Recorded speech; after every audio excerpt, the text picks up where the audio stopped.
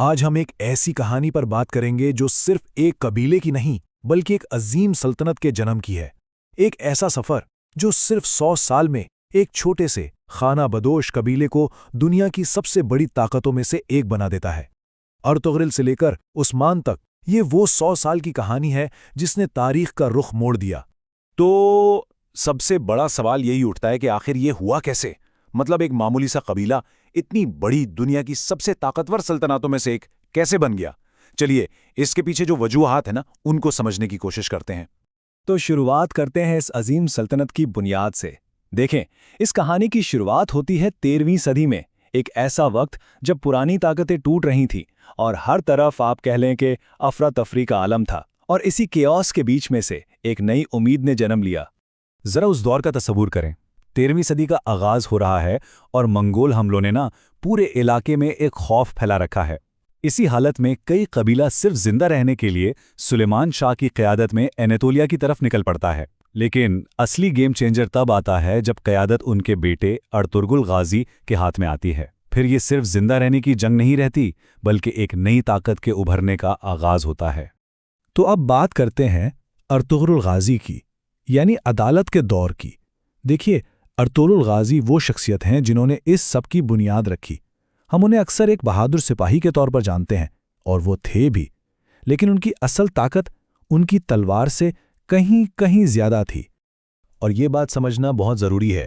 اس زمانے میں جہاں طاقت کا مطلب صرف تلوار تھا، ارطغرل نے ایک بالکل الگ راستہ اپنایا۔ ان کی لیڈرشپ کو جو چیز ڈیفائن کرتی ہے وہ ہے انصاف اور حکمت۔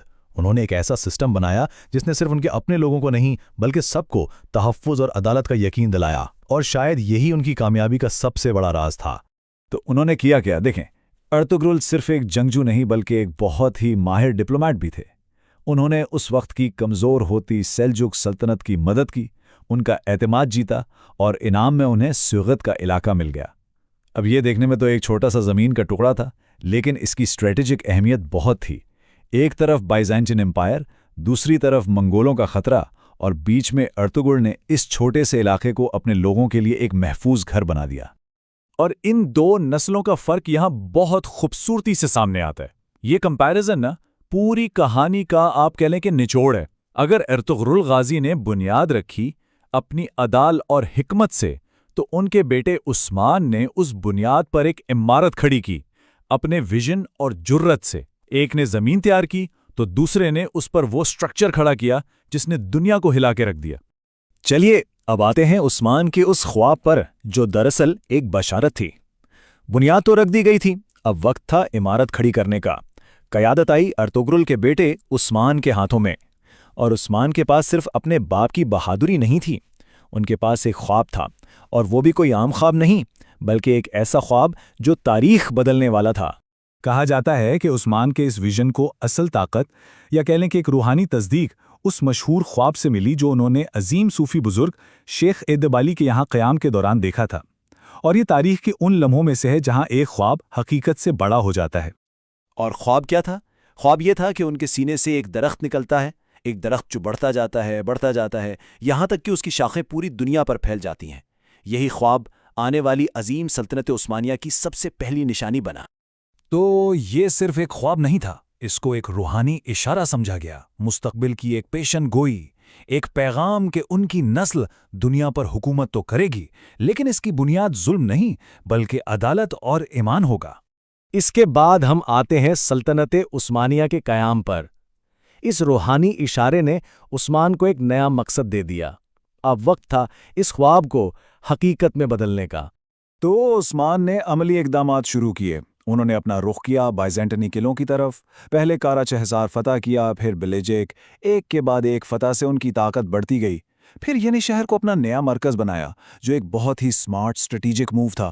اور پھر آخرکار 1299 میں وہ تاریخی لمحہ آیا جب عثمان نے اپنی آزاد ریاست کا اعلان کر دیا، اور اسی دن رسماً سلطنت عثمانیہ کی بنیاد رکھی گئی۔ تو چلیے اب اس سفر کا جائزہ لیتے ہیں، بنیاد سے عمارت تک کا سفر۔ ہم نے اس کہانی کے دو اہم حصے دیکھے۔ سوال یہ ہے کہ اس ایک صدی کے سفر میں کامیابی کے وہ کون سے اصول پوشیدہ ہیں؟ پتہ ہے کتنا عرصہ لگا؟ پورے 100 سال۔ یہ کوئی ایک دن یا ایک سال کا کام نہیں تھا، حتیٰ کہ ایک نسل کا بھی کام نہیں تھا۔ یہ دو نسلوں کی، باپ اور بیٹے کی مسلسل محنت تھی جس نے آخرکار تاریخ کا رخ بدل کر رکھ دیا۔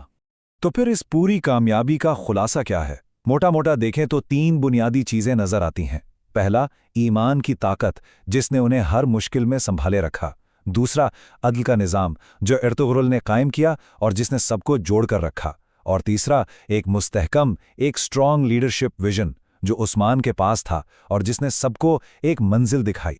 اور آخر میں ایک سوال، ایک ایسا سوال جو یہ کہانی ہم سب کے لیے چھوڑ جاتی ہے۔ تاریخ کے اس موڑ پر کس کا کردار زیادہ اہم تھا؟ اس کا جس نے بنیاد رکھی یا اس کا جس نے اس بنیاد پر عمارت کھڑی کی؟ اس کا جواب شاید بہت سمپل ہے کہ بنیاد کے بغیر عمارت کو کوئی وجود نہیں، اور عمارت کے بغیر بنیاد رکھنے کا کوئی مقصد نہیں۔